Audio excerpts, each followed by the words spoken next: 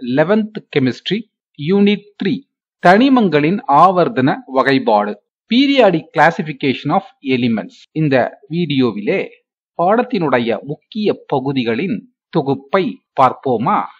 டாபர்னரின் மும்மை தொகுதி, டாபர்னர்ஸ் ட்ரையேட்ஸ். முதலாவதாக நாம் பார்ப்பது டாபர்னரின் மும்மை தொகுதி, டாபர்னர்ஸ் ட்ரையேட். J.W. டாபர்னர் 1817 இந்த வகைப்பாட்டை முன்மொழிந்தார். வேதி பண்புகளில் ஒத்துள்ள 3 தனிமங்களை கொண்ட வகைப்படுத்தப்படுவதே மும்மை தொகுதி. இதற்கு இவர் அமைத்துக் கொண்ட விதி, மும்மை தொகுதியில் நடுவில் உள்ள அணுவின் அணு நிறையானது மற்ற 2 தனிமங்களின் அணு நிறைகளின் கூட்டு சராசரிக்கு ஏறத்தாழ சமமாக இருக்கும். இந்த விதியின் அடிப்படையில் தான் டாபர்னரின் மும்மை தொகுதி வகைப்பாடு அமைந்துள்ளது. மொத்தம் 5 மும்மை தொகுதி வகைப்பாடுகள் உள்ளன. மும்மை தொகுதி ஒன்றை பார்ப்போம்.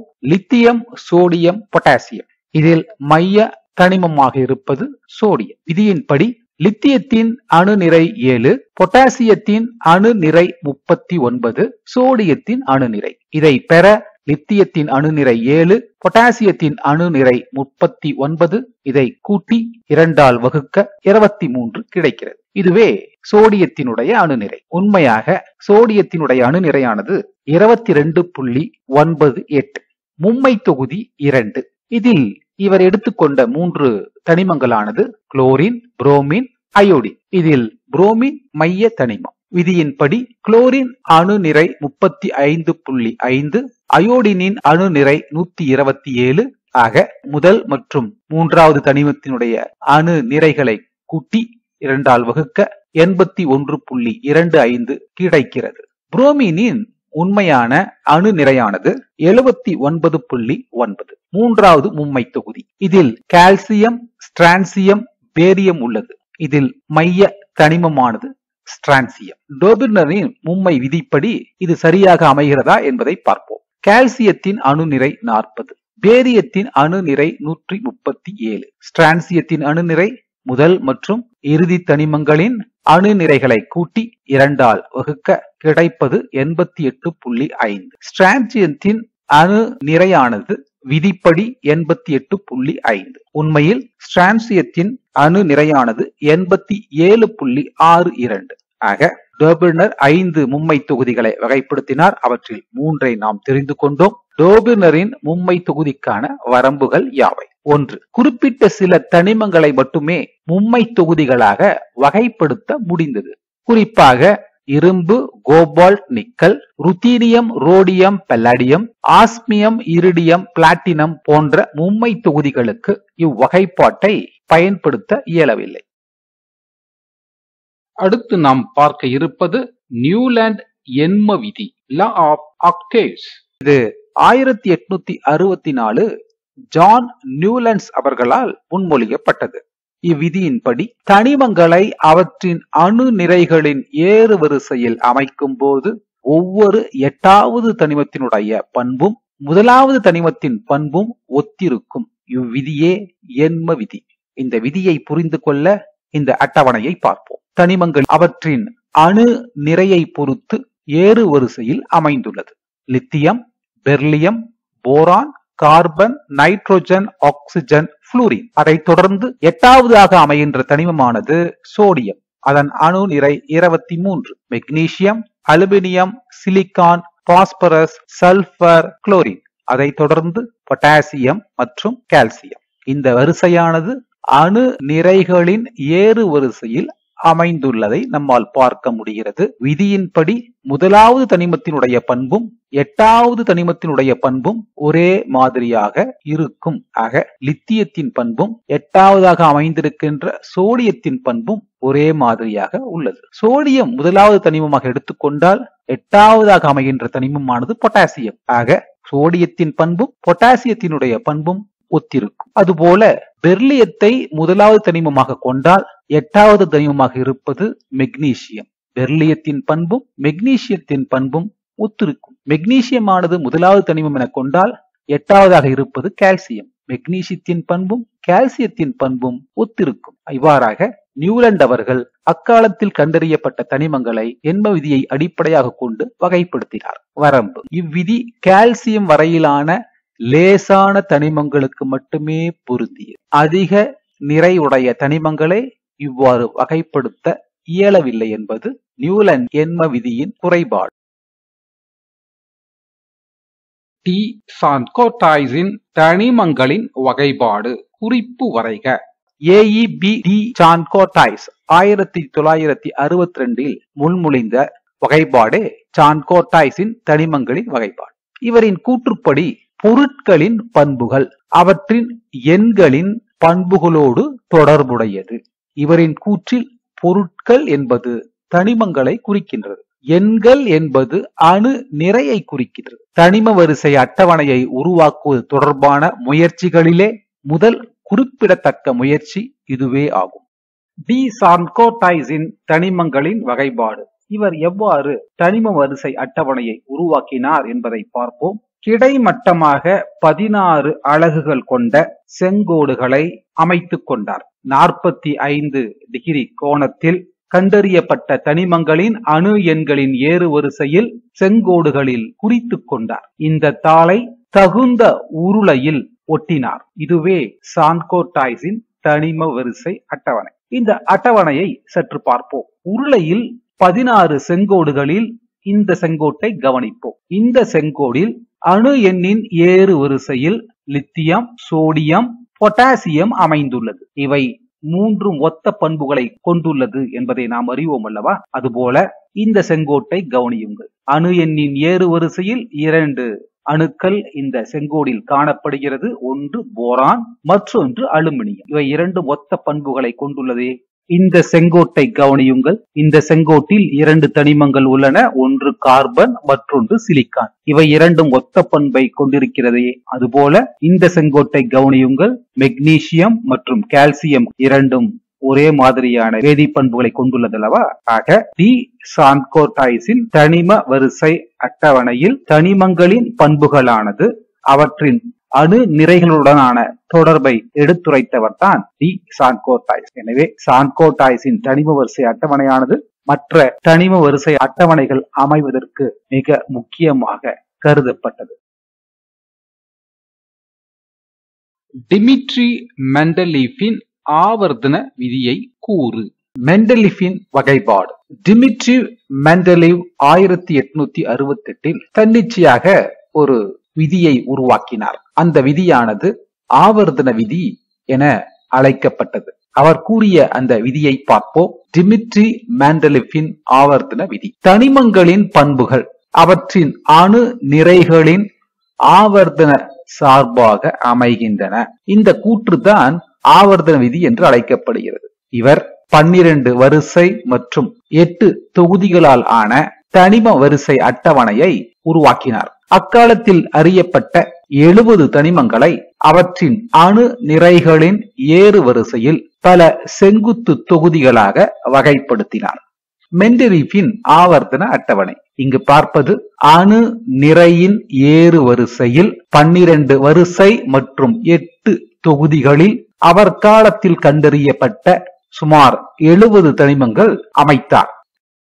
இவ்வாறு அமைய பெற்ற இந்த தனிம வரிசை அட்டவணையில் பல வெற்றிடங்களை விட்டிருந்தார். குறிப்பாக அலுமினியத்தை தொடர்ந்து ஒரு வெற்றிடம், அந்த வெற்றிடத்தில் உள்ள தனிமத்தின் அணு நிறை 68 என குறித்தார். அதுபோல சிலிக்கானை தொடர்ந்து அணு நிறை 72 உள்ள ஒரு தனிமத்திற்கு வெற்றிடத்தை உருவாக்கினார். இந்த 2 வெற்றிடங்களிலும் எதிர்காலத்தில் கண்டறியப்படக்கூடிய தனிமத்தின் குறியீடாக EKA அலுமினியம் எனவும் EKA சிலிக்கான் எனவும் குறித்தார். அலுமினியத்தை தொடர்ந்து வருகின்ற 68 நிறை கொண்ட அந்த தனிமத்தை ஈகா அலுமினியம் என்றும், சிலிக்கானை தொடர்ந்து வருகின்ற அணு நிறை 72 கொண்ட தனிமம் EKA SI எனவும் குறிப்பிட்டார். இதுவே மெண்டலீஃபினுடைய தனிம வரிசை அட்டவணையினுடைய சிறப்பாக இருந்தது.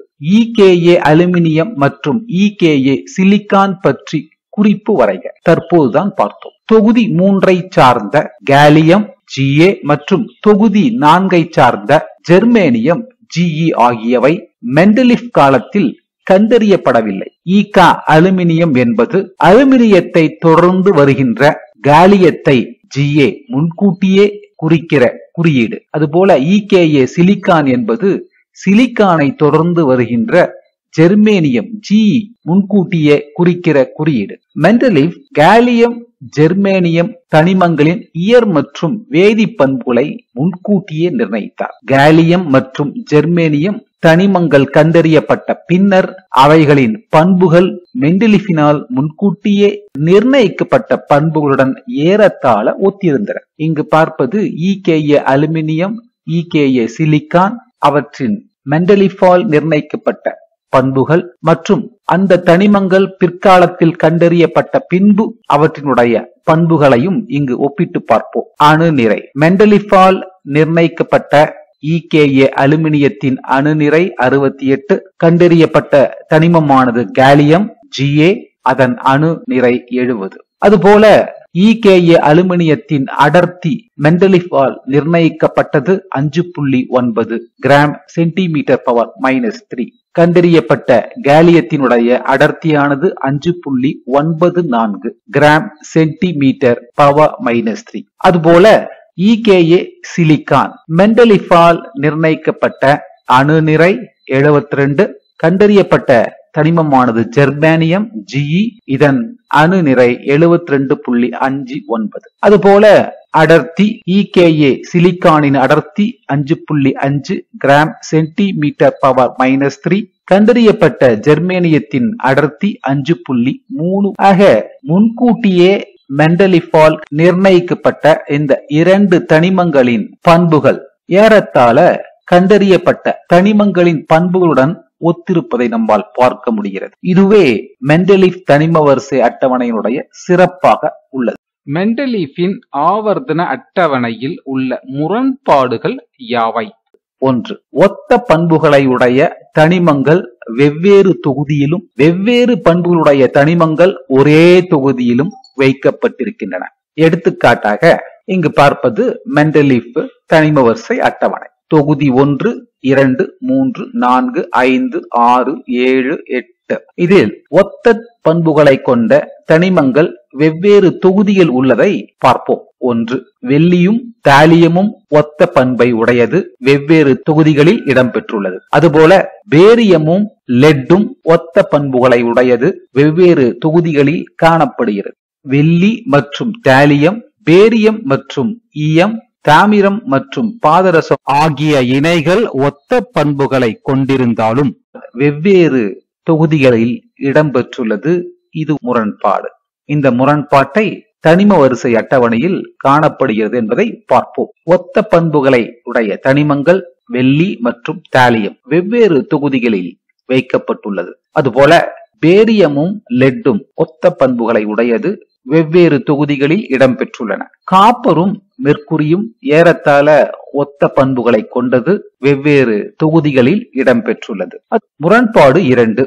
ஆவர்த்தன விதிக்கு முரணாக அதிக அணு நிறையுள்ள தனிமமானது குறைவான அணு நிறையுள்ள தனிமத்திற்கு முன்னதாக வைக்கப்பட்டிருக்கிறது. எடுத்துக்காட்டாக டெலூரியம் 127.6 6வது தொகுதியிலும், அயோடின் 127 7வது தொகுதியிலும் வைக்கப்பட்டிருக்கிறது. இதையும் நாம் மெண்டலீஃபின் தனிம வரிசை அட்டவணையில் பார்த்து தெரிந்து கொள்வோம். அணு நிறையின் ஏறு வரிசையில் தான் தனிமங்கள் அட்டவணையில் இடம்பெற்றுள்ளன. ஆக ஆவர்த்தன விதிக்கு முரணாக 7வது தொகுதியில் டெலூரியமும் 8வது தொகுதியில் அயோடினும் அமைக்கப்பட்டுள்ளது. டெலூரியத்தின் அணுநிறை 128, 7வது தொகுதியில் இடம்பெற்றுள்ள அயோடினுடைய அணுநிறை 127. ஆக அயோடினுக்கு முன்பாக டெலூரியம் இடம்பெற்றுள்ளது. இது ஒரு ஆவர்த்தன விதிக்கு புறம்பானது. அடுத்தது கோபால் மற்றும் நிக்கலை கவனியுங்கள். இங்கே ஒரு முரண்பாடு ஆவர்த்தன விதிக்கு முரணாக அமைந்துள்ளது. அடுத்து நாம் பார்க்க இருப்பது மோஸ்லே ஆய்வு பற்றி குறிப்பு வரைக.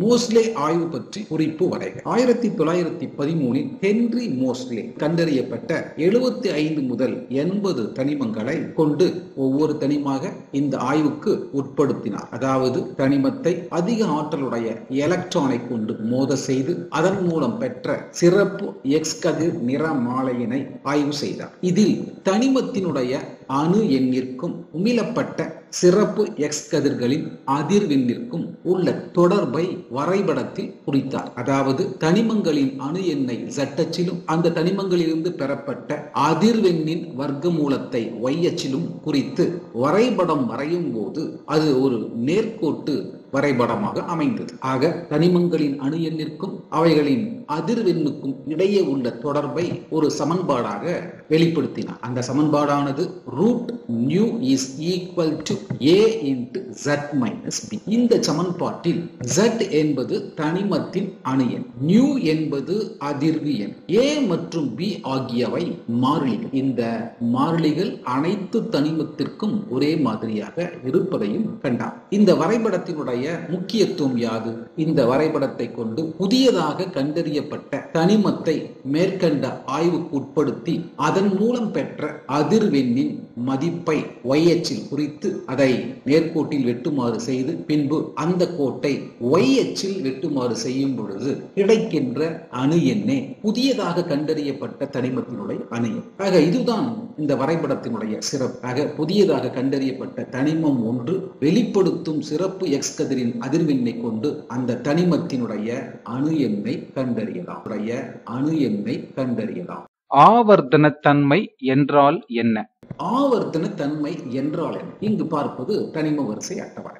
தனிம வரிசை அட்டவணையில் தனிமங்களானது அணு எண்ணை அடிப்படையாக கொண்டு ஏறு வரிசையில் நிரப்பப்பட்டிருப்பதை இங்கு பார்க்கலாம். எடுத்துக்காட்டாக lithium 3, beryllium 4, boron 5, carbon 6, nitrogen 7, oxygen 8, chlorine 9, neon 10, sodium 11. இங்கு லித்தியத்தை தொடர்ந்து இருக்கின்ற சோடியமானது ஏறத்தாழ 8 தனிமங்களுக்கு பின்பு அமைந்திருந்தாலும் லித்தியத்தினுடைய இயற் மற்றும் வேதி பண்புகளை சோடியம் பெற்றுள்ளது. இதுதான் ஆவர்த்தன தன்மை. ஆவர்த்தன தன்மையினுடைய வரையறையை பார்ப்போம். அணு எண்களின் அடிப்படையில் தனிம வரிசை அட்டவணையில் வரிசைப்படுத்தும் போது சீரான இடைவெளியில் தனிமங்களினுடைய இயற் மற்றும் வேதி பண்புகள் ஒத்திருப்பது ஆவர்த்தன தன்மை என்று அழைக்கப்படுகிறது. ஆக இங்கு லித்தியத்தினுடைய இயற் மற்றும் வேதி பண்பானது சீரான இடைவெளிக்கு பின்பு அமைந்திருக்கின்ற சோடியத்தினுடைய இயற் மற்றும் வேதி பண்புடன் ஒத்துள்ளது. இதுதான் ஆவர்த்தன தன்மை.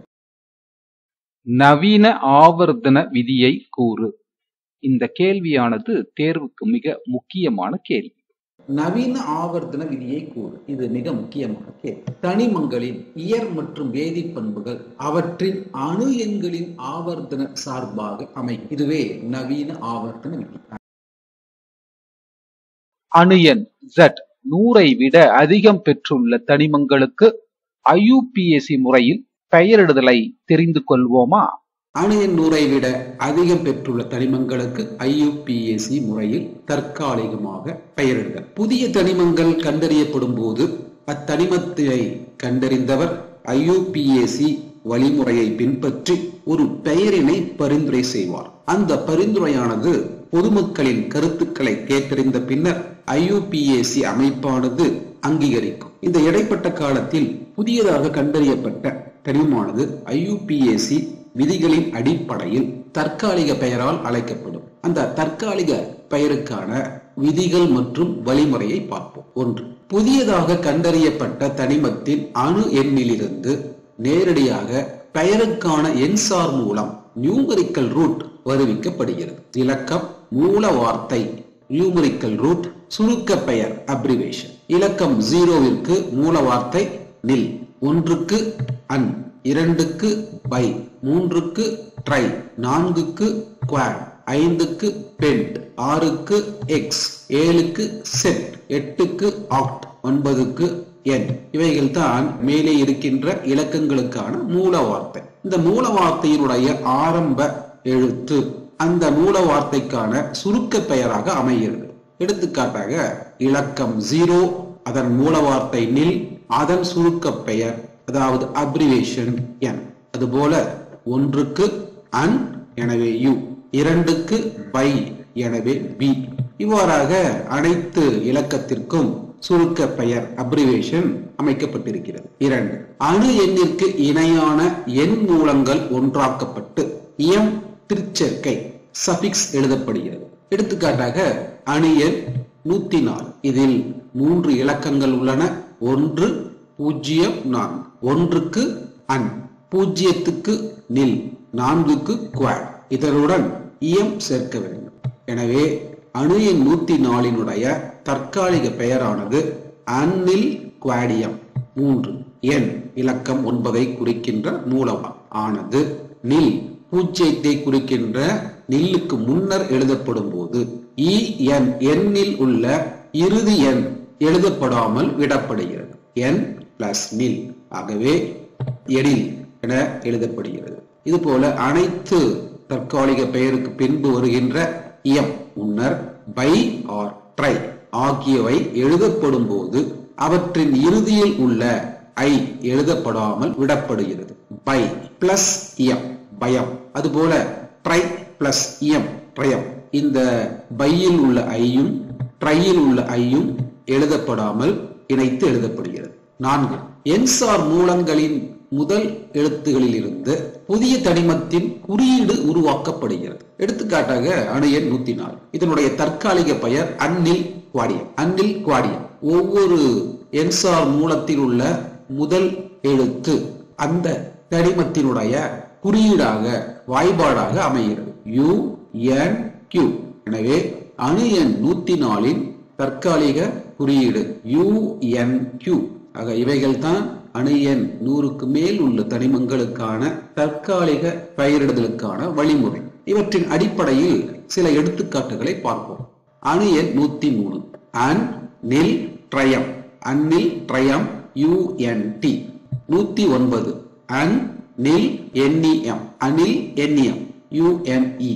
அணு எண் 112 அன் பயம். அன் பயம் UUB. அணு எண் 114 ununquadium. Ununquadium UUQ. அணு எண் 117 ununseptium. Ununseptium UUS. அணு எண் 118 அன் ஆக்டியம் UUO. ஒரு கேள்வியை பார்ப்போம். அணு எண் 120 உடைய தனிமம் இந்நாள் வரை கண்டறியப்படவில்லை. இந்த தனிமத்தின் IUPAC வழிமுறையின் அடிப்படையில் வழங்கப்படும் பெயர் மற்றும் குறியீடு என்னவாக இருக்கும்? மேலும் இந்த தனிமம் பெற்றிருக்க வாய்ப்புள்ள எலக்ட்ரான் அமைப்பையும் நிர்ணயிக்கவும். கொடுக்கப்பட்டிருப்பது அணு எண் 120. எனவே 3 இலக்கங்கள் உள்ளன. 1, 2, 0. 1க்காக அன், 2க்காக பை, 0க்காக நில், சஃபிக்ஸ் எம். எனவே அணு எண் 120 தற்காலிக பெயரானது unbinilium. Unbinilium. இதனுடைய குறியீடு எண்சார் மூல வார்த்தையினுடைய ஆரம்ப எழுத்து. 1க்காக U, 2க்காக B, 0க்காக N. எனவே அணு எண் 120 தற்காலிக குறியீடு UBN. UBN வாய்ப்புள்ள எலக்ட்ரான் அமைப்பு. அணு எண் 120 வாய்ப்புள்ள எலக்ட்ரான் அமைப்பு. தனிம வரிசை அட்டவணையில் 118வது தனிமம் OG, ஆர்கனைசான். இந்த தனிமத்தை தொடர்ந்து புதியதாக 8வது வரிசை அமைந்து 119வது தனிமம், 120வது தனிமம் அமையும். 120வது தனிமமானது கார மண் உலோகத்தை தொடர்ந்து வருகின்றது. எனவே UBN, அதாவது அணு எண் 120 வாய்ப்புள்ள எலக்ட்ரான் அமைப்பானது 118 எலக்ட்ரானை உள்ளடக்கிய OG, அதாவது ஆர்கனைசான். 8வது வரிசையை குறிக்கின்ற முதன்மை குவாண்டம் எண் 8. தென் கார மண் உலோகத்தினுடைய வெளிக்கூடு S ஆர்பிட்டால், அதில் இடம்பெறுகின்ற 2 எலக்ட்ரான். ஆக UBN வாய்ப்புள்ள எலக்ட்ரான் அமைப்பானது OG8s2 ஆகும்.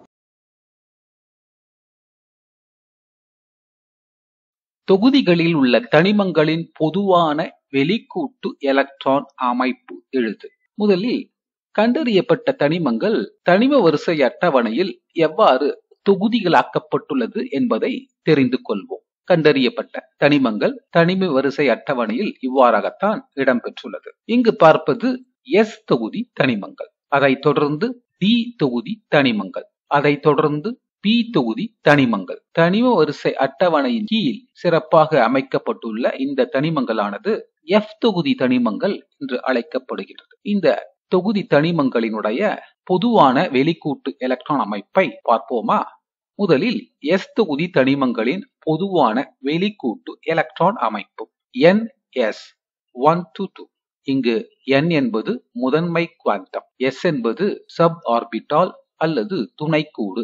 இந்த ஆர்பிட்டாலில் 1 முதல் 2 எலக்ட்ரான்கள் இடம்பெறும். எஸ் தொகுதி தனிமங்கள் 2 தொகுதிகளாக வகைப்படுத்தப்பட்டுள்ளன.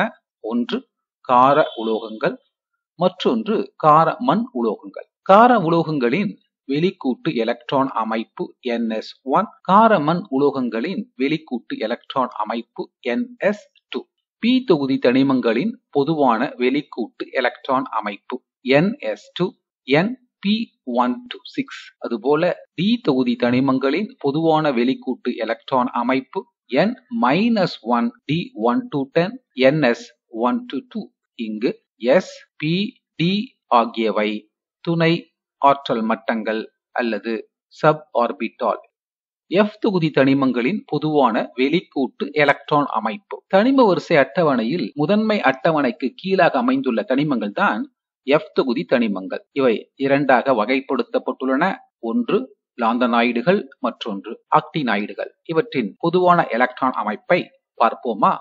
11ஆம் வகுப்பு வேதியியல் பாடம் 3 தனிமங்களின் ஆவர்த்தன வகைப்பாடு. இந்த வீடியோவிலே பொது தேர்வில் கேட்கப்பட்ட சில முக்கிய வினாக்களை பற்றி பார்ப்போம். 1. எஃப் தொகுதி தனிமங்கள் என்றால் என்ன? 2.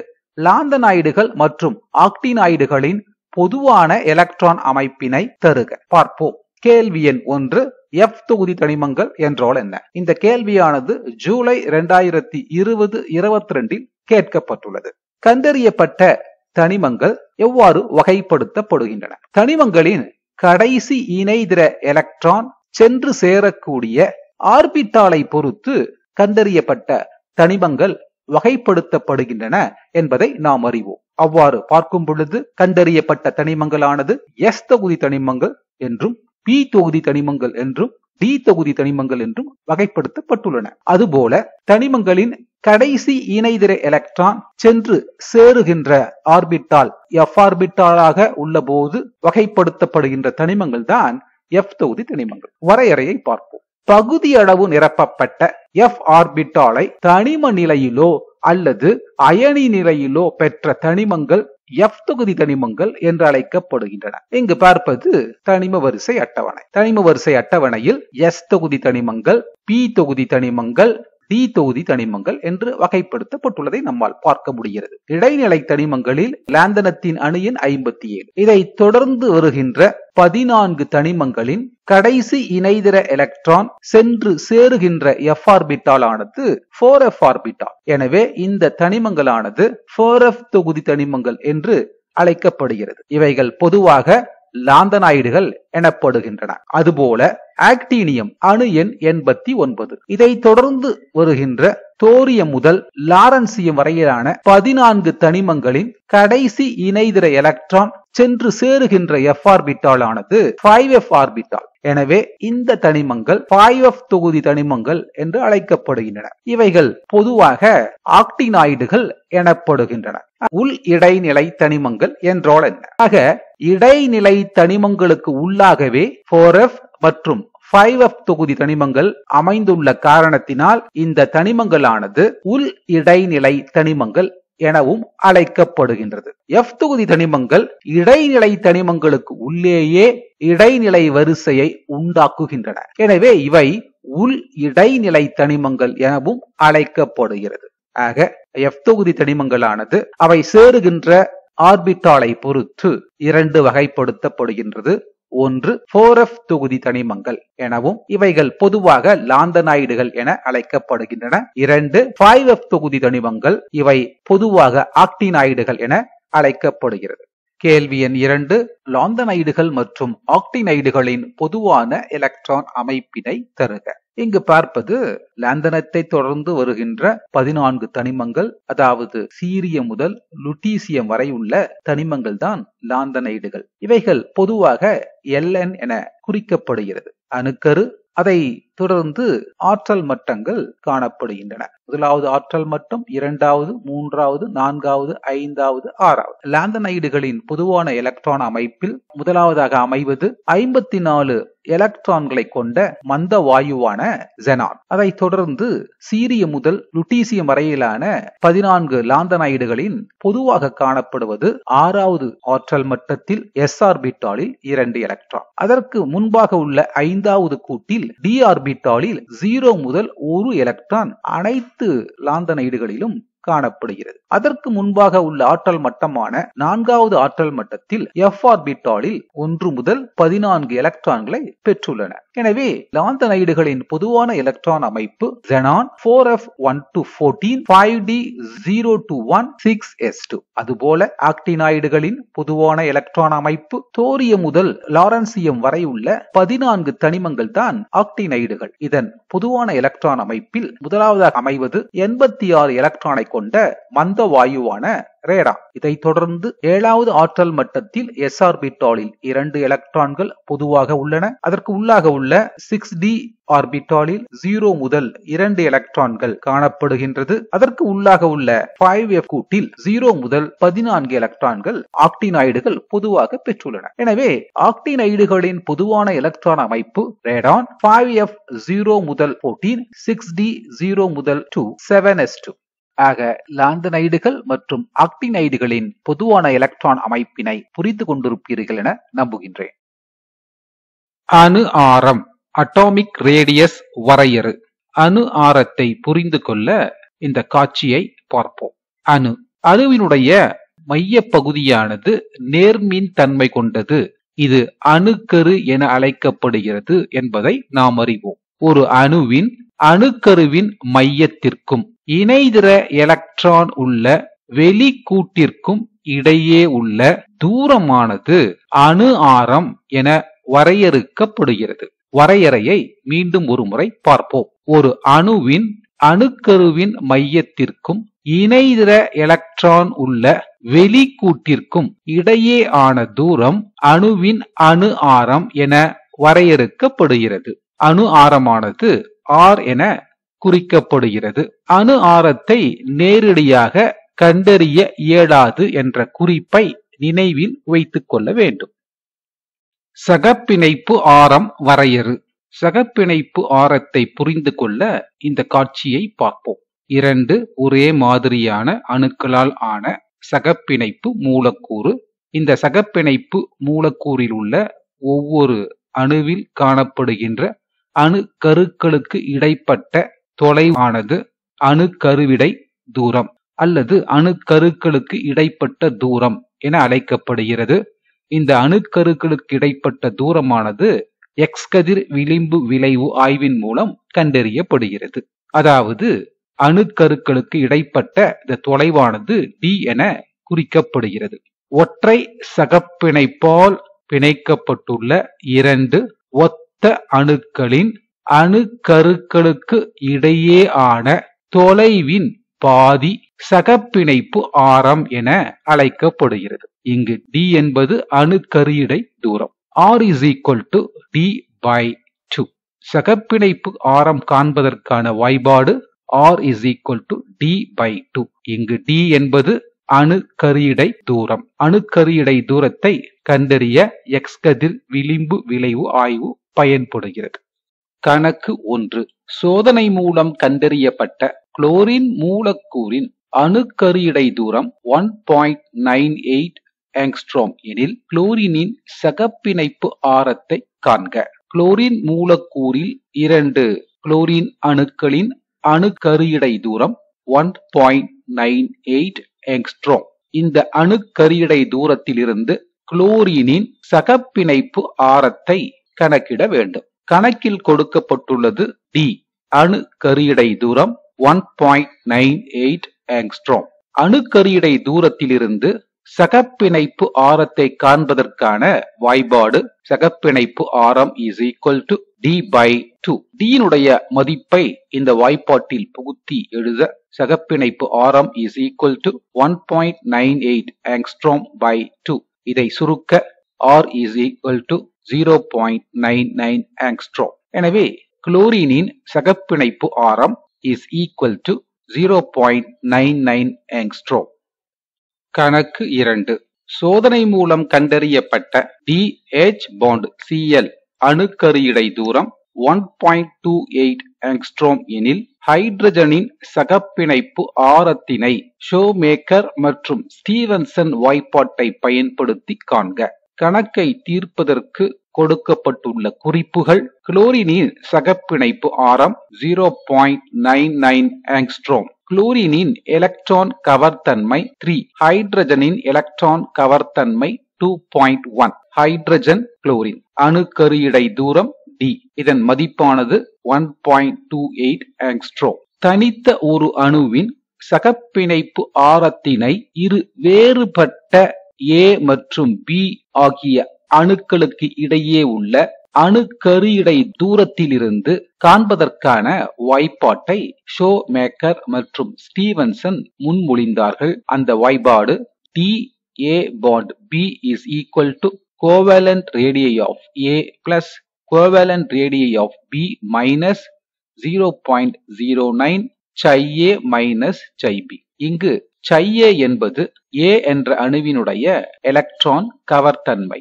chi B என்பது B என்ற அணுவினுடைய எலக்ட்ரான் கவர்த்தன்மை, RA என்பது A என்ற அணுவினுடைய சகப்பிணைப்பு ஆரம், RB என்பது B என்ற அணுவினுடைய சகப்பிணைப்பு ஆரம். இந்த வாய்ப்பாட்டை கணக்கிற்காக மாற்றி அமைத்துக் கொள்வோம். Distance of A bond B is equal to RA விற்கு பதிலாக குளோரினின் சகப்பிணைப்பு ஆரத்தையும் RB க்கு பதிலாக ஹைட்ரஜனின் சகப்பிணைப்பு ஆரத்தையும் புகுத்தி மாற்றி அமைத்துக் கொள்வோம். இச்சமன்பாட்டில் கணக்கில் பெறப்பட்ட குறிப்புகளை பயன்படுத்திக் கொள்வோம். Distance of A bond B 1.28 angstrom is equal to radius of chlorine 0.99 angstrom plus கண்டறிய வேண்டியது ஹைட்ரஜனின் சகப்பிணைப்பு ஆரம் RH minus 0.09 into குளோரினின் எலக்ட்ரான் கவர்த்தன்மை 3 minus ஹைட்ரஜனின் எலக்ட்ரான் கவர்த்தன்மை 2.1.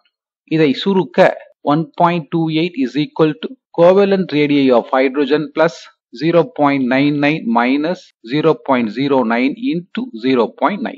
மேலும் சுருக்க covalent radii of hydrogen is equal to 1.28 minus 0.09. எனவே ஹைட்ரஜனின் சகப்பிணைப்பு ஆரம் 0.371 angstrom. மறைப்பு விளைவு ஸ்கிரீனிங் எஃபெக்ட் என்றால் என்ன? திரை மறைப்பு விளைவு ஸ்கிரீனிங் எஃபெக்ட் என்றால் இங்கு பார்ப்பது ஒரு அணுவினுடைய அணுக்கரு. அணுக்கருவை சுற்றி ஆற்றல் மட்டங்கள் என்று சொல்லப்படுகின்ற ஆர்பிட்டால்கள் காணப்படுகின்றன என்பதை நாம் அறிவோம். ஒவ்வொரு ஆற்றல் மட்டத்திலும் துணை ஆர்பிட்டால்கள் உள்ளன என்பதையும் நாம் அறிவோம். அவற்றில் எலக்ட்ரான்கள் காணப்படுகின்றன. K ஆற்றல் மட்டம், L ஆற்றல் மட்டம், M ஆற்றல் மட்டம் மற்றும் N ஆற்றல் மட்டம். இந்த அணுவை பொறுத்தளவில் N ஆற்றல் மட்டமானது வெளி கூடு அல்லது வெளி ஆர்பிட்டால். இதில் 2 எலக்ட்ரான்கள் காணப்படுகின்றன. இந்த 2 எலக்ட்ரான்கள் தான் இணைதிர எலக்ட்ரான்கள் என கொள்வோம். ஆக வெளி ஆர்பிட்டாலில் இணைதிறன் கூட்டில் உள்ள இந்த இரு எலக்ட்ரான்களுக்கும் அணுக்கருக்கும் இடையே உள் ஆர்பிட்டால்களில் காணப்படுகின்ற இந்த எலக்ட்ரான்கள் திரை போன்று செயல்படுகிறது. இந்த எலக்ட்ரானின் திரையானது அணுக்கரு இணைதிறன் கூட்டின் மீது செலுத்துகின்ற கவர்ச்சி விசையை குறைக்கிறது. இந்த விளைவு தான் திரை மறைப்பு விளைவு. வரையறையை பார்ப்போம். அணுக்கருவிற்கும் இணைதிர எலக்ட்ரானுக்கும் இடையே உள்கூட்டில் உள்ள எலக்ட்ரான்கள் ஒரு திரை போல செயல்படுகிறது. இந்த எலக்ட்ரான்கள் திரை இணைதிர எலக்ட்ரான்கள் மீது அணுக்கருவினால் செலுத்தப்படும் கவர்ச்சி விசையை குறைக்கிறது. இம்மறைத்தல் விளைவு திரை மறைப்பு விளைவு ஸ்கிரீனிங் எஃபெக்ட் என்று அழைக்கப்படுகிறது. திரை மறைப்பு விளைவுக்கு காரணமாக இருப்பது உள்கூட்டில் உள்ள எலக்ட்ரான்கள். செயலுறு அணுக்கரு மின்சுமை எஃபெக்டிவ் நியூக்ளியர் சார்ஜ் என்றால் என்ன? கேள்வி எண் 2. செயலுறு அணுக்கரு மின்சுமை எஃபெக்டிவ் நியூக்ளியர் சார்ஜ் என்றால் என்ன? அணுக்கரு ஆற்றல் மட்டங்களில் குறைக்கோடுகளில் எலக்ட்ரான்கள் காணப்படுகின்றன. வெளி ஆர்பிட்டாலில் இணைதிறன் கூட்டில் காணப்படுவது இணைதிற எலக்ட்ரான்கள். உள் ஆற்றல் மட்டங்களில் உள் ஆர்பிட்டால்களில் காணப்படுகின்ற எலக்ட்ரான்கள் உட்கூடு எலக்ட்ரான்கள். உட்கூடு எலக்ட்ரான்கள் அணுக்கருவினுடைய கவர்ச்சி விசையை குறைக்கிறது என்பதை சற்று முன் தான் பார்த்தோம். இங்கு ஆர்பிட்டால்களில் உள்ள எலக்ட்ரான்களுக்கு இடையே விலக்கு விசையும் காணப்படுகிறது. இணைதிற எலக்ட்ரானுக்கும் உள் ஆர்பிட்டால்களில் உள்ள எலக்ட்ரான்களுக்கும் உள் ஆர்பிட்டால்கள் எலக்ட்ரான்களுக்கும் இடையே விலக்கு விசை காணப்படுகிறது. இந்த விலக்கு விசையையும் மீறி நேர்மின் சுமையை கொண்ட அணுக்கரு இணைதிற எலக்ட்ரான் மீது செலுத்துகின்ற நிகர கவர்ச்சி விசையே செயலுறு அணுக்கரு மின்சுமை என்று அழைக்கப்படுகிறது. அணுக்கரு இணைதிற எலக்ட்ரான்களின் மீது செலுத்துகின்ற நிகர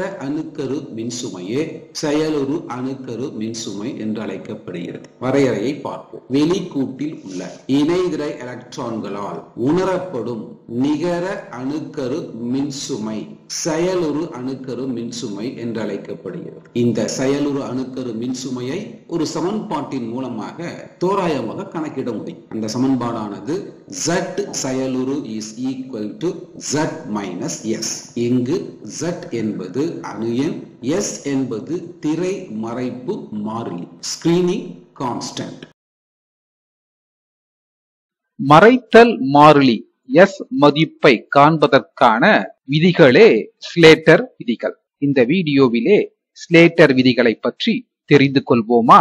ஸ்லேட்டர் விதிகள். ஸ்லேட்டர் விதிகள் பார்ப்பதற்கு முன்பாக தனிமத்தினுடைய இணைதிறன் கூட்டில் உள்ள எலக்ட்ரான்களால் உணரப்படும் நிகர அணுக்கரு மின்சுமையே செயலுறு அணுக்கரு மின்சுமை என்பதை நாம் அறிவோம். இதை காண்பதற்கான வாய்பாடானது Z செயலுறு is equal to Z minus S அல்லவா? இங்கு Z என்பது அணு எண், S என்பது திரை மறைப்பு மாறிலி. இந்த திரை மறைப்பு மாறிலியை கண்டறிவதன் மூலமாகத்தான் தனிமத்தினுடைய இணைதிறன் கூட்டில் உள்ள எலக்ட்ரான் உணரும் நிகர அணுக்கரு மின்சுமையான செயலுறு அணுக்கரு மின்சுமை கண்டறிய முடியும். ஆக திரை மறைப்பு மாறிலியை காண்பதற்கான விதிதான் ஸ்லேட்டர் விதி. இது 1930ஆம் ஆண்டு ஜேசி ஸ்லேட்டர் என்பவரால் முன்மொழியப்பட்டது. இந்த விதியானது 4 படிகளை கொண்டது. படி 1. முதலில் கொடுக்கப்பட்ட அணுவின் எலக்ட்ரான் அமைப்பினை எழுதவும். பிறகு NS மற்றும் NP ஆர்பிட்டால்களை ஒரே தொகுதியாகவும் பிற ஆர்பிட்டால்களை தனி தொகுதிகளாகவும் எழுதவும். அதை எவ்வாறு எழுதுவது என்பதை பார்ப்போம். இங்கு நாம் நினைவில் கொள்ள வேண்டியது, கொடுக்கப்பட்ட தனிமத்தின் அல்லது கொடுக்கப்பட்ட அணுவின் எலக்ட்ரான் அமைப்பை எழுதும் பொழுது முதன்மை குவாண்டம் எண்ணின் ஏறு வரிசையில் அமையுமாறு எழுத வேண்டும். அதாவது முதன்மை குவாண்டம் எண் 1ஆக உள்ள போது அந்த ஆற்றல் மட்டத்தில் ஒரே துணை ஆர்பிட்டால் தான் இருக்கும், அது 1s. இது ஒரு தொகுதி. அதை தொடர்ந்து முதன்மை குவாண்டம் எண் 2ஆக உள்ள போது ஆற்றல் மட்டத்தில் காணப்படும் 2 ஆர்பிட்டால்கள் 2s ஆர்பிட்டால் 2p ஆர்பிட்டால், இவற்றை ஒரு தொகுதியாக எழுத வேண்டும். அதை தொடர்ந்து முதன்மை குவாண்டம் எண் 3ஆக உள்ள போது அதில் 3 துணை ஆற்றல் மட்டங்கள் இருக்கும். 3s 3p-ஐ ஒரு தொகுதியாகவும் 3d-ஐ தனி தொகுதியாகவும் எழுத வேண்டும். அதை தொடர்ந்து முதன்மை குவாண்டம் எண் 4ஆக உள்ள போது 4s 4p ஆர்பிட்டால்களை ஒரு தொகுதியாகவும் 4d ஆர்பிட்டாலை ஒரு தொகுதியாகவும் 4f ஆர்பிட்டாலை ஒரு தொகுதியாகவும் எழுத வேண்டும். இவ்வாறாக முதன்மை குவாண்டம் எண்ணின் ஏறு வரிசையின்படி எலக்ட்ரான் அமைப்பை தொகுதிகளாக எழுதி கொள்ள வேண்டும். படி 2. செயலுறு அணுக்கரு மின்சுமை கண்டறிய வேண்டிய எலக்ட்ரான் அமைந்துள்ள தொகுதியினை இனம் கண்டறியவும். இதற்கு வலது புறமாக அமைந்துள்ள தொகுதிகளில் காணப்படும் எலக்ட்ரான்கள் திரை மறைப்பு விளைவிற்கு காரணமாக அமைவதில்லை. இதை எவ்வாறு புரிந்து கொள்வது? இங்கு பார்ப்பது ஸ்லேட்டர் விதியின் பிரகாரம் அமைக்கப்பட்ட ஒரு அணுவினுடைய எலக்ட்ரான் அமைப்பு. இதில் செயலுறு அணுக்கரு மின்சுமை கண்டறிய வேண்டிய எலக்ட்ரான் ஆனது 4s 4p ஆர்பிட்டால் தொகுதியில் உள்ளதென்றால் அதற்கு வலது புறமாக உள்ள 4d 4f 5s 5p ஆர்பிட்டால்களில் உள்ள எலக்ட்ரான்கள் திரை மறைப்பு விளைவிற்கு காரணமாக அமைவதில்லை. எனவே இந்த எலக்ட்ரானுடைய திரை மறைப்பு மதிப்பை 0 என எடுத்துக்கொள்ள வேண்டும். படி 3. உள்கூட்டில் உள்ள எலக்ட்ரான்களின் மறைத்தல் மதிப்பு. இதை இரண்டு வகைகளாக பிரித்து பார்ப்போம். செயலொரு அணுக்கரு மின்சுமை கண்டறிய வேண்டிய எலக்ட்ரான் s ஆர்பிட்டாலிலோ அல்லது p ஆர்பிட்டாலிலோ காணப்பட்டால் அத்தகைய எலக்ட்ரானின் மறைத்தல் மதிப்பை எவ்வாறு காண்பது? இங்கு பார்ப்பது ஒரு அணுவினுடைய அணுக்கரு. அணுக்கருவில் புரோட்டான்கள் காணப்படும். எனவே அது நேர்மின் சுமையை கொண்டது. கண்டறிய வேண்டிய எலக்ட்ரான் s ஆர்பிட்டாலிலோ அல்லது p ஆர்பிட்டாலிலோ உள்ளது என்றால் அந்த ஆர்பிட்டால் தொகுதியை n என கொள்வோம். அதாவது கண்டறிய வேண்டிய எலக்ட்ரான் எண்ணாவது தொகுதியில் உள்ளதென்றால் அந்த தொகுதியில் காணப்படுகின்ற மற்ற எலக்ட்ரான்களின் திரை மறைத்தல் மதிப்பை 0.35 என எடுத்துக்கொள்ள வேண்டும். ஆக எண்ணாவது தொகுதிக்கு உள்ளாக அமைந்துள்ள ஆர்பிட்டால் தொகுதியை n-1 என எடுத்துக்கொள்ள வேண்டும். இதில் அமைந்துள்ள ஒவ்வொரு எலக்ட்ரான்களின் திரை மறைத்தல் மதிப்பை 0.85 என எடுத்துக்கொள்ள வேண்டும். n-1 ஆர்பிட்டால் தொகுதிக்கு உள்ளாக அமைந்துள்ள ஆர்பிட்டால் தொகுதியானது n-2. இதில் உள்ள ஒவ்வொரு எலக்ட்ரானினுடைய திரை மறைத்தல் மதிப்பு 1 என கொள்ள வேண்டும். அதைத் தொடர்ந்து n-2 ஆர்பிட்டால் தொகுதிக்கு உள்ளாக அமைந்துள்ள ஆர்பிட்டால் தொகுதியை n-3 என கொள்ள வேண்டும். இதில் அமைந்துள்ள ஒவ்வொரு எலக்ட்ரானுக்கும் திரை மறைத்தல் மதிப்பு 1. ஆக இவ்வாறாக ஒவ்வொரு தொகுதியிலும் அமைந்துள்ள எலக்ட்ரான்களின் மறைத்தல் மதிப்பை கவனத்தில் கொண்டு s மற்றும் p ஆர்பிட்டாலில் அமைந்துள்ள எலக்ட்ரானின் திரை மறைப்பு மாறிலியின் மதிப்பை கண்டறியலாம். அதே நேரத்தில் செயலுறு அணுக்கரு மின்சுமை கண்டறிய வேண்டிய எலக்ட்ரானானது d அல்லது f ஆர்பிட்டாலில் காணப்பட்டால் அதை எவ்வாறு கண்டறிவது என்பதை பார்ப்போம். கண்டறிய வேண்டிய எலக்ட்ரான் d அல்லது f ஆர்பிட்டாலில் காணப்பட்டால் கண்டறிய வேண்டிய எலக்ட்ரான் உள்ள அந்த தொகுதியை எண்ணாவது ஆர்பிட்டால் தொகுதி என கொள்வோம். கண்டறிய வேண்டிய எலக்ட்ரானை தவிர்த்து மற்ற ஒவ்வொரு எலக்ட்ரானுக்கும் திரை மறைத்தல் மதிப்பை 0.35 என எடுத்துக்கொள்ள வேண்டும். ஆக எண்ணாவது ஆர்பிட்டால் தொகுதிக்கு உள்ளாக அமைந்துள்ள n-1 என்ற ஆர்பிட்டால் தொகுதியில் உள்ள ஒவ்வொரு எலக்ட்ரானினுடைய திரை மறைத்தல் மதிப்பை 1 என எடுத்துக்கொள்ள வேண்டும். அதுபோல n-2 மற்றும் n-3 ஆகிய உள் ஆர்பிட்டால் தொகுதியில் உள்ள ஒவ்வொரு எலக்ட்ரானினுடைய திரை மறைத்தல் மதிப்பானது 1. ஆக d மற்றும் f எலக்ட்ரான்களின் செயலுறு அணுக்கரு மின்சுமையை கண்டறிய வேண்டுமெனில் இந்த திரை மறைத்தல் மதிப்புகளை பயன்படுத்த வேண்டும். குறிப்பு: செயலுறு அணுக்கரு மின்சுமை கண்டறிய வேண்டிய எலக்ட்ரான் ஆனது 1s ஆர்பிட்டாலில் இருந்தால் 1s ஆர்பிட்டாலில் அதிகபட்சமாக 2 எலக்ட்ரான் தான் இருக்க முடியும். கண்டறிய வேண்டிய எலக்ட்ரான் 1 எனில் இரண்டாவதாக உள்ள அந்த எலக்ட்ரானினுடைய திரை மறைப்பு மாறிலியின் மதிப்பானது 0.30 என எடுத்துக்கொள்ள வேண்டும். படி 4. அனைத்து எலக்ட்ரான்களின் திரை மறைப்பு விளைவு மதிப்புகளின் கூடுதல் திரை மறைப்பு மாறிலி S ஐ தருகிறது. ஆக ஸ்லேட்டர் விதியின்படி திரை மறைப்பு மாறிலியான S இனுடைய மதிப்பை கண்டறிந்த பின்பு Z செயலுறு is equal to Z minus S என்ற வாய்ப்பாட்டில் S இனுடைய மதிப்பை புகுத்தி கொடுக்கப்பட்ட அணுவினுடைய அணு எண்ணினுடைய மதிப்பை Z க்கு பதிலாக புகுத்தும் பொழுது கண்டறிய வேண்டிய எலக்ட்ரானினுடைய செயலுறு அணுக்கரு மின்சுமையை கண்டறிந்து விடலாம். ஸ்லேட்டர் விதியினுடைய பயன்பாட்டை சில எடுத்துக்காட்டுகள் மூலமாக மேலும் நன்கு புரிந்து கொள்ளும். எடுத்துக்காட்டு 1. சோடியத்தின் 3s1 எலக்ட்ரானின் திரை மறைப்பு மாறிலியின் மதிப்பை கண்டறிந்து அதன் செயலுறு அணுக்கரு மின்சுமையை காண்க. இங்கு சோடியத்தினுடைய அணு எண் 11. சோடியத்தினுடைய அணு எண் 11 எனில் அது 11 எலக்ட்ரான்களை கொண்டுள்ளது.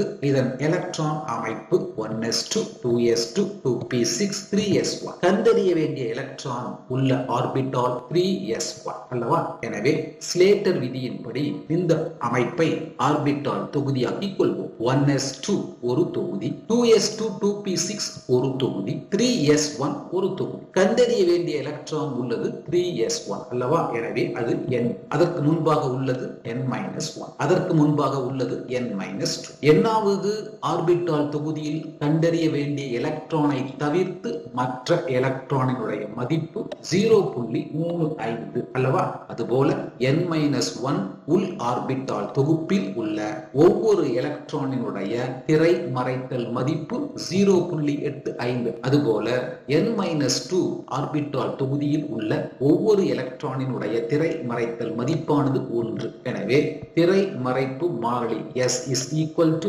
n-2 என்ற உள் ஆர்பிட்டால் தொகுப்பில் உள்ள மொத்த எலக்ட்ரான்கள் 2 into 1 பிளஸ் n-1 ஆர்பிட்டால் தொகுப்பில் உள்ள மொத்த எலக்ட்ரான்களின் எண்ணிக்கை 8. ஒவ்வொரு எலக்ட்ரானுடைய திரை மறைத்தல் மதிப்பு 0.85. எனவே 8 into 0.85 பிளஸ் என்னாவது ஆர்பிட்டால் தொகுப்பில் கண்டறிய வேண்டிய எலக்ட்ரானை தவிர மற்ற பிற எலக்ட்ரான் ஏதும் இல்லை. எனவே 0 into 0.35. இதை பெருக்கி கூட்ட 2 பிளஸ் 6.80. இதை கூட்ட திரை மறைப்பு மாறிலி S இனுடைய மதிப்பு 8.80. செயலுறு அணுக்கரு மின்சுமை காண்பதற்கான வாய்பாடு Z செயலுறு is equal to Z minus S அல்லவா? இங்கு சோடியத்தினுடைய அணு எண் Z is equal to 11 minus S மதிப்பு 8.80. இந்த மதிப்பை சுருக்க சோடியத்தினுடைய செயலுறு அணுக்கரு மின்சுமை 2.20. ஆக மிக எளிதாக சோடியத்தினுடைய 3s1 எலக்ட்ரானுக்கான செயலுறு அணுக்கரு மின்சுமையை கண்டறிந்து விட்டோம். எடுத்துக்காட்டு 2. பொட்டாசியத்தின் 4s1 எலக்ட்ரானின் திரை மறைப்பு மாறிலியின் மதிப்பை கண்டறிந்து அதன் செயலுறு அணுக்கரு மின்சுமையை காண்க. இங்கு Z is equal to 19. பொட்டாசியத்தினுடைய அணு எண் 19. இதில் 19 எலக்ட்ரான்கள் உள்ளன. எனவே 1s2 2s2 2p6 3s2 3p6 4s1. Slater விதியின்படி இந்த எலக்ட்ரான் அமைப்பை ஆர்பிட்டால் தொகுதிகளாக்கிக் கொள்வோம். 1s2 ஒரு தொகுதி, 2s2 2p6 ஒரு தொகுதி, 3s2 3p6 ஒரு தொகுதி, 4s1 ஒரு தொகுதி. ஆக கண்டறிய வேண்டிய எலக்ட்ரான் ஆனது 4s1. எனவே அதற்கு முன்பாக உள்ளது n-1. அதற்கு உள்ளாக அமைந்துள்ள ஆர்பிட்டால் தொகுப்பு n-2. அதற்கு உள்ளாக அமைந்த ஆர்பிட்டால் தொகுப்பு n-3. இவற்றினுடைய மறைத்தல் மதிப்புகளை நினைவு கூர்வோம். எண்ணாவது கூட்டில் உள்ள கண்டறிய வேண்டிய எலக்ட்ரானை தவிர்த்து மற்ற எலக்ட்ரானினுடைய மதிப்பு 0.35. n-1 ஆர்பிட்டால் தொகுப்பில் உள்ள எலக்ட்ரான்களின் மறைத்தல் மதிப்பு 0.85. n-2 ஆர்பிட்டாலில் உள்ள ஒவ்வொரு எலக்ட்ரானுடைய மறைத்தல் மதிப்பு 1. n-3 ஆர்பிட்டாலில் உள்ள ஒவ்வொரு எலக்ட்ரானினுடைய மறைத்தல் மதிப்பு 1. எனவே திரை மறைப்பு மாறிலி S is equal to n-3 மற்றும் n-2 ஆகிய ஆர்பிட்டால் தொகுப்பில் உள்ள ஒவ்வொரு எலக்ட்ரானுடைய மறைத்தல் மதிப்பும் 1. எனவே மொத்தமாக இவற்றை கூட்டிக் கொள்வோம். 2 plus 2 4 plus 6 10. ஆக 10 எலக்ட்ரான்கள் இன்டு ஒவ்வொரு எலக்ட்ரானுடைய திரை மறைத்தல் மதிப்பு 1 பிளஸ் n-1 என்ற உள்கூட்டில் உள்ள உள் ஆர்பிட்டால் தொகுப்பில் உள்ள மொத்த எலக்ட்ரான்கள் 8 into 0.85 பிளஸ் எண்ணாவது ஆர்பிட்டால் தொகுப்பில் கண்டறிய வேண்டிய எலக்ட்ரானை தவிர மற்ற எலக்ட்ரான்கள் ஏதும் இல்லை. எனவே 0 into 0.35. இதை பெருக்கி கூட்ட 10 பிளஸ் 6.80. இதை கூட்ட 16.80 என்பது 4s1 எலக்ட்ரானின் திரை மறைப்பு மாறிலி. Z செயலுறு அணுக்கரு மின்சுமை is equal to Z minus S அல்லவா? இங்கு Z is equal to 19. S இனுடைய மதிப்பு 16.80. அதாவது 19 minus 16.80. இதை கழிக்க 2.20 கிடைக்கிறது. இதுவே பொட்டாசியத்தின் செயலுறு அணுக்கரு மின்சுமையின் மதிப்பு 2.20. எடுத்துக்காட்டு 3. ஹீலியத்தின் செயலுறு அணுக்கருவின் மின்சுமையை காண்க. இங்கு Z is equal to 2. எனவே ஹீலியத்தின் அணு எண் 2 எலக்ட்ரான்கள் உள்ளது. எனவே 1s2. இது ஸ்லேட்டர் விதியின்படி ஆர்பிட்டால் தொகுதியாக எழுதிக் கொள்வோம். 1s2 என்பது ஒரு தொகுதி, அதாவது எண்ணாவது ஆர்பிட்டால் தொகுதி. இது கண்டறிய வேண்டிய எலக்ட்ரானை தவிர மற்ற பிற எலக்ட்ரான்களின் மறைத்தல் மதிப்பு 0.30. ஆக 1s ஆர்பிட்டாலாக இருந்தால் கண்டறிய வேண்டிய எலக்ட்ரானை தவிர்த்து பிற எலக்ட்ரானினுடைய திரை மறைப்பு மதிப்பு 0.30. எனவே திரை மறைப்பு மாறிலி S is equal to கண்டறிய வேண்டிய எலக்ட்ரானை தவிர்த்து மீதம் ஒரு எலக்ட்ரான் உள்ளது. எனவே 1 into 0.30 is equal to 0.30. செயலுறு அணுக்கரு மின்சுமை காண்பதற்கான வாய்ப்பாடு Z minus S. இங்கு Z is equal to 2 minus ஹீலியத்தினுடைய மறைத்தல் மாறிலியின் மதிப்பு 0.30. எனவே இதை கழிக்க 1.70 கிடைக்கிறது. ஹீலியத்தினுடைய செயலுறு அணுக்கரு மின்சுமையானது 1.70. 11ஆம் வகுப்பு வேதியியல் பாடம் 3 தனிமங்களின் ஆவர்த்தன வகைப்பாடு. இந்த வீடியோவிலே ஜூலை 2023 இன்ஸ்டன்ட் எக்ஸாமில் கேட்கப்பட்ட ஒரு கேள்வியை பார்ப்போம். ஸ்காண்டியத்தில் உள்ள 4s மற்றும் 3d எலக்ட்ரானின் மீதான செயலுறு அணுக்கரு மின்சுமையின் மதிப்பினை கணக்கிடுக. ஸ்காண்டியத்தில் உள்ள 4s மற்றும் 3d எலக்ட்ரானின் மீதான செயலுறு அணுக்கரு மின்சுமையின் மதிப்பினை கணக்கிடுக. ஸ்காண்டியத்தின் அணு எண் 21.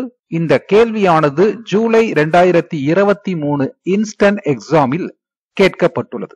பார்ப்போம். முதலில் ஸ்காண்டியத்தில் உள்ள 4s எலக்ட்ரானுக்கான செயலுறு அணுக்கரு மின்சுமையை காண்போம். ஸ்காண்டியத்தின் அணு எண் Z is equal to 21. எனவே ஸ்காண்டியத்தில் 21 எலக்ட்ரான்கள் உள்ளன. ஆஃப்டர் தத்துவத்தின் அடிப்படையில் எலக்ட்ரான் அமைப்பை எழுதுவோம். 1s2, 2s2, 2p6, 3s2, 3p6, 4s2, மீதமுள்ள ஒரு எலக்ட்ரான் 3d1. இதுவே ஸ்காண்டியத்தின் எலக்ட்ரான் அமைப்பு.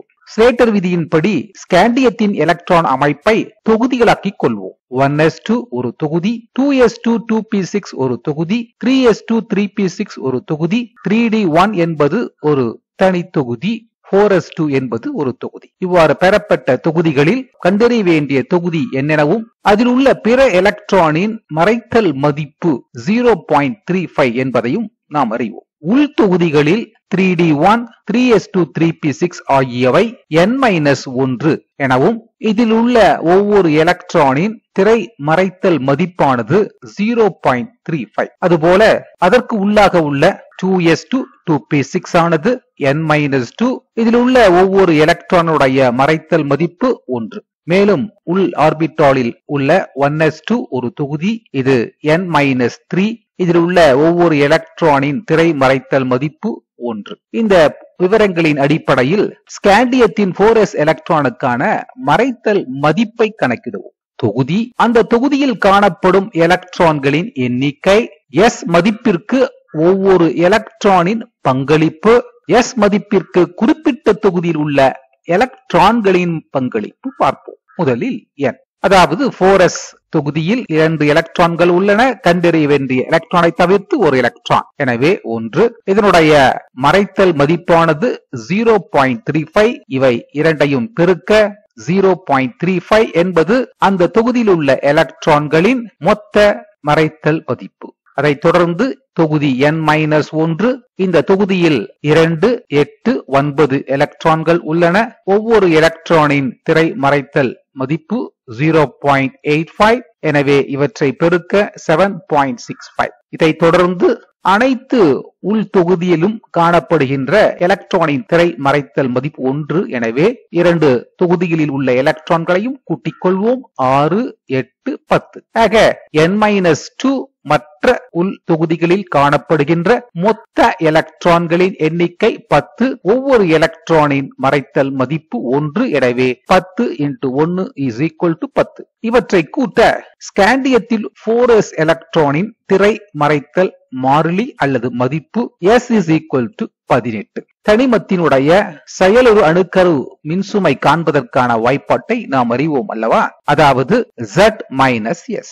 இங்கு Z என்பது தனிமத்தின் அணு எண், S என்பது மறைத்தல் மதிப்பு. எனவே ஸ்காண்டியத்தின் அணு எண் 21 மைனஸ் ஸ்காண்டியத்தில் 4s எலக்ட்ரானின் மறைத்தல் மாறிலி மதிப்பு 18. இதை சுருக்க 3. ஸ்காண்டியத்தின் 4s எலக்ட்ரான் மீதான செயலுறு அணுக்கரு மின்சுமை is equal to 3. அடுத்து நாம் பார்க்க இருப்பது 3d எலக்ட்ரானின் மீதான செயலுறு அணுக்கரு மின்சுமை. ஸ்காண்டியத்தின் எலக்ட்ரான் அமைப்பு சற்று முன்தான் பார்த்தோம். இதை ஸ்லேட்டர் விதியின் அடிப்படையில் 3D எலக்ட்ரானின் மறைத்தல் மதிப்பை காண்பதற்காக தொகுதிகளாக்கிக் கொள்வோம். 1s2 ஒரு தொகுதி, 2s2 2p6 ஒரு தொகுதி, 3s2 3p6 ஒரு தொகுதி, 3d1 ஒரு தொகுதி. இதில் தான் நாம் கண்டறிய வேண்டிய எலக்ட்ரான் உள்ளது. இந்த தொகுதிக்கு வலதுபுறமாக 4s2 ஆர்பிட்டால் ஒரு தொகுதியாக உள்ளது. இது 3D எலக்ட்ரானுக்கு எத்தகைய மறைத்தல் மதிப்பையும் தருவதில்லை. எனவே கண்டறிய வேண்டிய தொகுதி n எனவும் இந்த தொகுதியில் உள்ள எலக்ட்ரானின் மறைத்தல் மதிப்பானது 0.35. இந்த தொகுதிக்கு இடதுபுறமாக உள்ள இந்த தொகுதி n-1. இதில் உள்ள ஒரு எலக்ட்ரானின் மறைத்தல் மதிப்பானது 1. இந்த தொகுதியானது n-2. இதில் உள்ள ஒரு எலக்ட்ரானின் மறைத்தல் மதிப்பானது 1. அதற்கு உள்ளாக காணப்படுகின்ற 1s2 தொகுதியானது n-3.